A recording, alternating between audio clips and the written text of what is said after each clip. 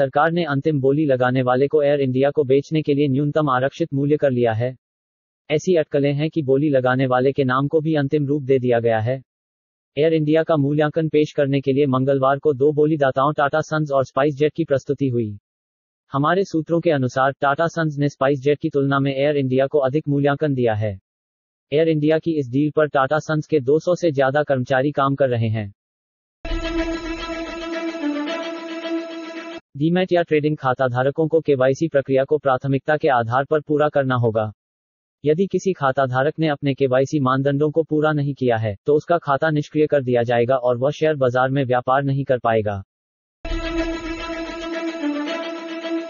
सेबी ने 1 अक्टूबर से asset management कंपनियों के लिए नया नियम जारी किया है, जिसके मुताबिक कंपनी के जूनियर स्टाफ को अपनी सैलरी का कम से कम 10% कंपनी के म्यूचुअल फंड में निवेश करना होगा। अगले साल यह अनुपात बढ़ाकर 20% किया जाएगा। सेबी ने यह नियम म्यूचुअल फंड की पेशकश करने वाली एसेट मैनेजमेंट कंपनियों की जिम्मेदारी बढ़ाने के लिए जारी किया है। आईपीएल फेज 2 में कल चेन्नई और हैदराबाद का मैच हुआ। हैदराबाद ने 7 विकेट पे 134 रन बनाए और चेन्नई के सामने 135 रन का स्कोर रखा। चेन्नई ने ये रन 6 विकेट और 2 गेंद शेष रहते बना लिया। इस मैच को जीतने के बाद चेन्नई के 18 अंक हो गए हैं और वह 1वें स्थान पर है। एमएस धोनी ने 19वें ओवर के चौथी गेंद पर 96 मीटर छक्का लगाकर चेन्नई को मैच में जीत दिला दिया। कांग्रेस के वरिष्ठ नेता और पूर्व विदेश मंत्री नटवर सिंह ने भी कांग्रेस नेतृत्व पर गंभीर चिंता जताई है। उन्होंने कहा कि पार्टी की स्थिति बहुत खराब है और कुछ कठोर कदम उठाने की जरूरत है।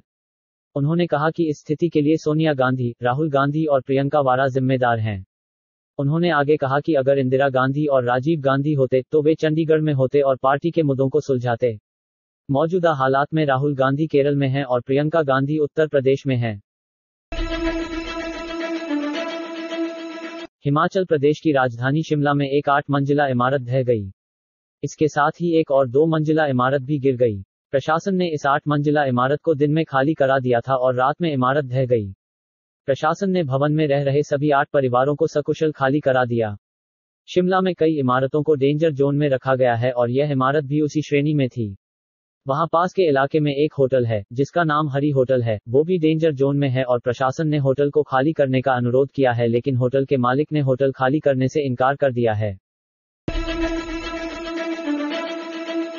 यह बताया गया है कि पंजाब और हरियाणा राज्यों में हाल ही में हुई भारी बारिश के कारण धान की परिपक्वता में देरी हुई है।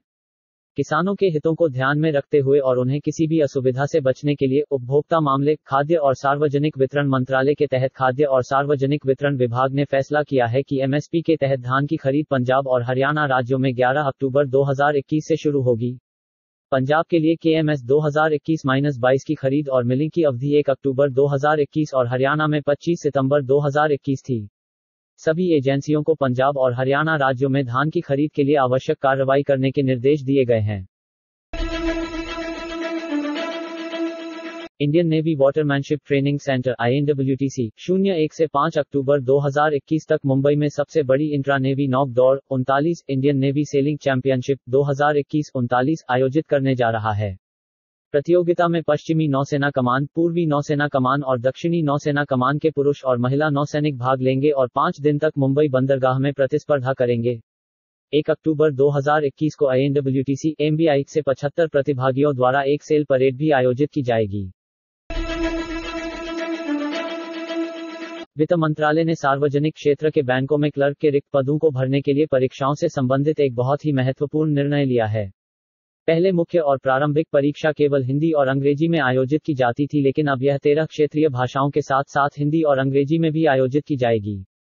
स्थानीय युवाओं को रोजगार के अवसरों के लिए एक समान अवसर प्रदान करने और स्थानीय क्षेत्रीय भाषाओं के माध्यम से ग्राहकों के साथ अधिकाधिक जुड़ने के उद्देश्य से यह निर्णय लिया गया है। श्रम और रोजगार मंत्री श्री भूपेंद्र यादव ने डिजिटल कौशल प्रदान कर युवाओं की रोजगार क्षमता बढ़ाने के लिए डिजिटल कौशल कार्यक्रम डिजी सक्षम का शुभारंभ किया। डिजी सक्षम पहल के माध्यम से पहले वर्ष में 3 लाख से अधिक युवाओं को बुनियादी कौशल के साथ साथ अग्रिम कंप्यूटिंग सहित डिजिटल कौशल में मुफ्त प्रशिक्षण प्रदान किया जाएगा।